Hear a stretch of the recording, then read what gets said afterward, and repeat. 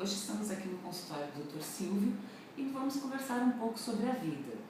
E o Dr. Silvio tem um blog, que é o Mundo Vivo. Dr. Silvio, o que foi que lhe fez a criar esse blog? Com que sentido, com que intuito? Eu gosto de escrever, começa por aí. Eu sinto que quando eu escrevo, eu consigo organizar minhas ideias, eu consigo pensar melhor nas questões emocionais que acontecem. E no blog, o primeiro texto que existe, que foi o primeiro texto que eu escrevi na minha vida, não foi nem com a intenção de fazer um blog. Eu escrevi esse texto antes de existir a ideia do blog, que chama Sofrimento Mental e Crescimento. E eu escrevi esse texto para mim, porque eu estava num momento de extrema dificuldade e eu comecei a colocar no papel o que eu estava pensando sobre as minhas dificuldades, sobre o meu sofrimento, e saiu esse texto. E é um texto que eu tenho um carinho muito especial, que é o primeiro texto. E aí, a partir dele, eu comecei a escrever outros textos. E aí eu cheguei à ideia, por que não, organizar isso num blog, para que outras pessoas possam se identificar e que talvez possa ser de ajuda para outras pessoas. Então aí nasceu esse blog. Primeiro com uma necessidade pessoal minha, mas que eu percebo que foi se ampliando cada vez mais. E o que acontece é que às vezes um consultório de psicanálise, a pessoa fazer uma análise, cria muito mistério. As pessoas às vezes não sabem o que é isso. E as fantasias vão a mil, né? As pessoas ficam fantasiando sobre o que acontece.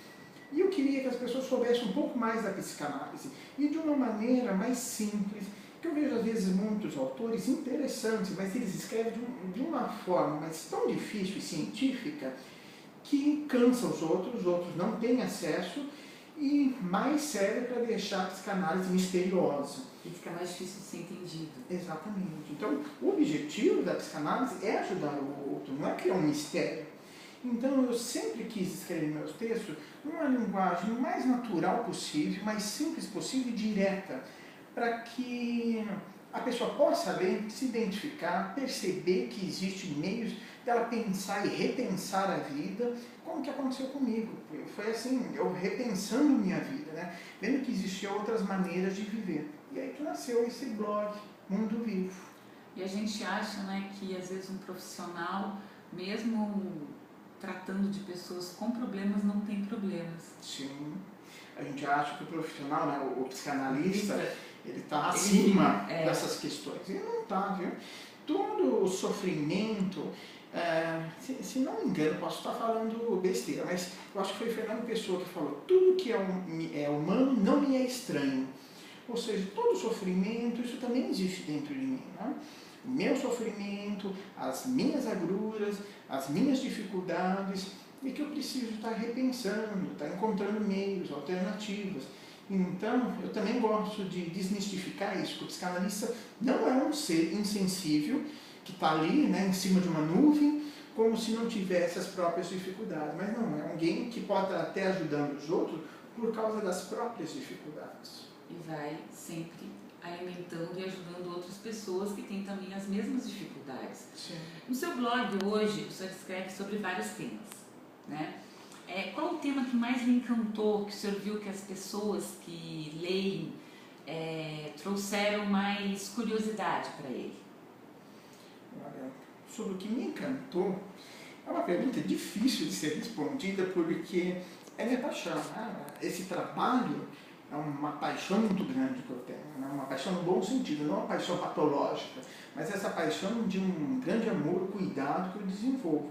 Então tudo me encanta, porque é a capacidade da gente se expressar, da gente sofrer e repensar esse sofrimento. Então tudo isso é encantador, mas eu vou dizer que uma coisa que me emociona é quando, às vezes, uma pessoa fala assim, nossa, parece que você escreveu para mim esse texto. E eu escrevi para mim, mas aquilo que é humano é universal, não é só meu, e não é só da pessoa, são de todos. E a pessoa fala, parece que você escreveu para mim, nossa, me fez pensar algumas questões, até porque no blog eu não dou resposta, porque eu não acredito em resposta, não dá para dizer, e vai fazer isso, vai fazer aquilo. mas é como se eu gostasse de mostrar que existem outros caminhos. E algumas pessoas aproveitam isso. Então, isso me emociona bastante quando eu percebo que algumas pessoas acabam sendo atingidas por isso. E qual foi o tema que lhe emocionou mais, então, dentro dos que o senhor já publicou? Olha, eu não sei se eu consigo escolher um tema só, mas tem de tudo. Tem relacionamentos, dificuldades familiares, sexualidade, luto, perda, né, de pessoas queridas, morte, né? Olhar para uma criança de um outro jeito. Então, tudo isso daí é tão rico, tão emocionante.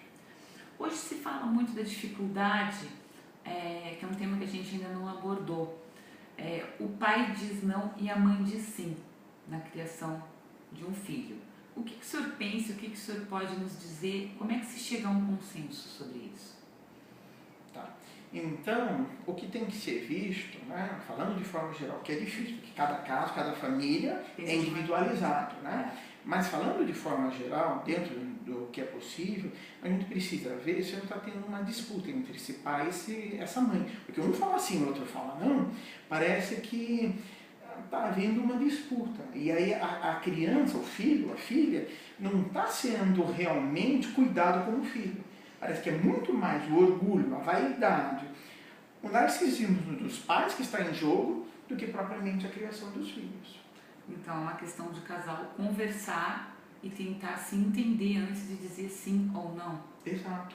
Para saber o que está acontecendo. Por que um está pensando sim, por que o outro está pensando não? Será porque é realmente uma coisa que um consegue ver uma coisa, o outro não? Ou se está sendo uma disputa para ver quem que vai conseguir gratificar esse filho, quem que vai aparecer como uma boa pessoa, o outro como vilão. Então, quem que vê isso? Ou que vai ter mais amor do filho, né? Exato, pode ser uma sedução isso, né? Pode se tornar uma relação sedutora. E aí, quem perde é o filho. Outra coisa que eu achei bastante interessante dentro do blog, das matérias que o senhor escreveu sobre homossexualidade. Essas pessoas que têm vontade de se assumir e não têm coragem perante a sociedade. O que o senhor poderia dizer melhor hoje, mais claramente, sobre isso? Olha, o que eu posso dizer da homossexualidade é que é um assunto que traz muita polêmica. E polêmica que eu digo é que traz muito desentendimento e incompreensão. Não é fácil se assumir homossexual. A gente pode dizer que hoje está mais fácil do que já foi. Mas assim mesmo, existem barreiras, existem preconceitos. Uma coisa que isso me emociona, me deixa triste quando algum homossexual me escreve, ele se escreve assim: sou homossexual. E eu acho triste isso, porque o homossexual é como se precisasse justificar ser homossexual. Porque nenhum heterossexual escreve para mim dizendo sou heterossexual. Então, se isso, né, não precisa de justificativa, a pessoa já pode dizer qual é a questão.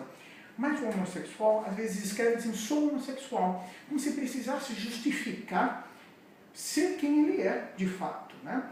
Isso me emociona e me deixa triste, porque eu percebo que a pessoa está sofrendo, está tendo um sofrimento. Agora, talvez a maior dificuldade para os homossexuais, mais do que simplesmente ter que assumir perante a sociedade, ter que assumir perante a si mesmo. Porque o maior preconceito que o homossexual sofre, não, também existe, não estou dizendo que não existe da sociedade, do trabalho, etc.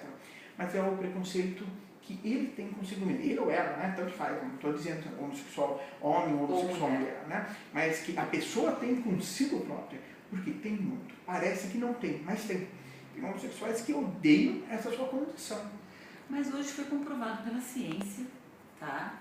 Que o feto, quando gerido, tá? Ele pode ter recebido mais testosterona, né? E automaticamente ter vindo com os órgãos genitais femininos. É comprovado pela ciência, ou ao contrário. Isso saiu uma reportagem bem grande e estão sendo estudados esses casos nos Estados Unidos.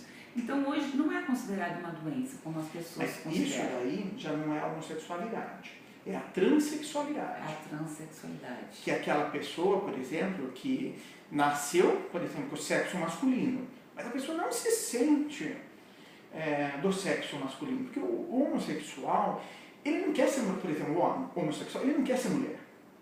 Ele quer ter um relacionamento Com outro homem. Ele gosta, né? Ou ele se permite, ele se vê como homem, com um corpo masculino, muitas vezes com características masculinas, aceita e gosta disso, mas quer se relacionar com outro homem.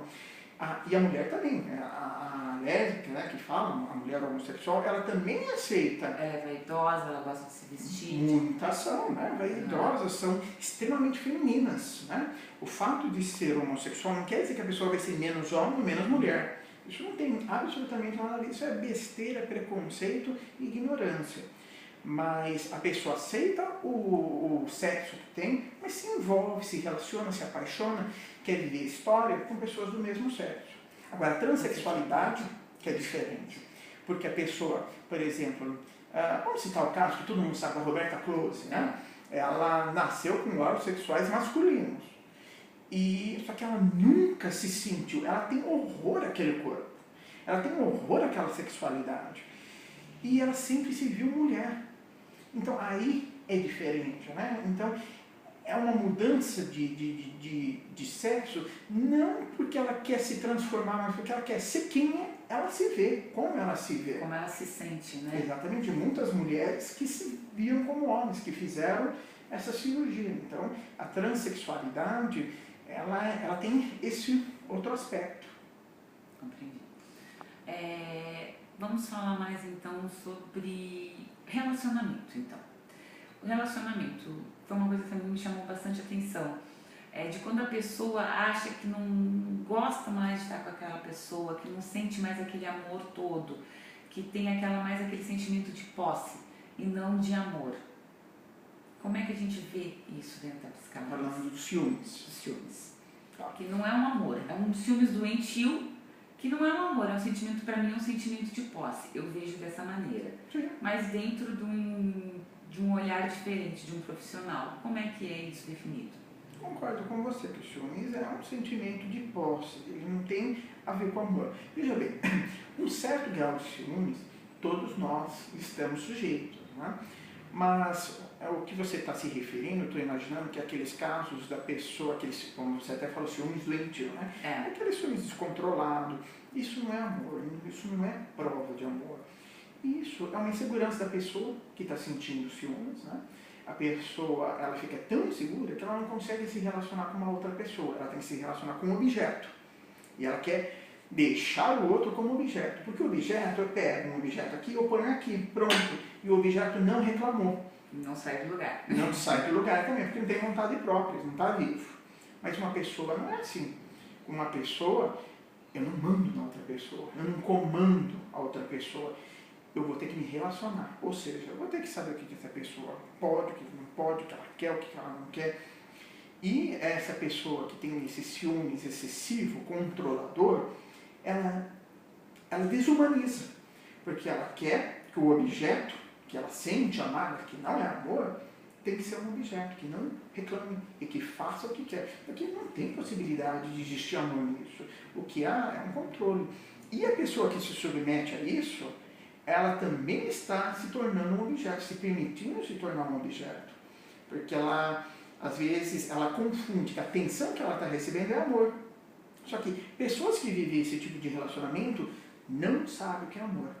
Nunca foram amadas, talvez. Nunca, talvez, foram amadas, talvez nunca se permitiram se amar e nunca amaram, ou seja, de uma forma mais elaborada, mais refinada. O que conhece é algo da dimensão muito primitiva da mente, que é posse, é meu, né? Que é uma coisificação, coisifica o outro, mas o outro não é mais pessoa. Ok. Em outra oportunidade voltaremos a conversar mais.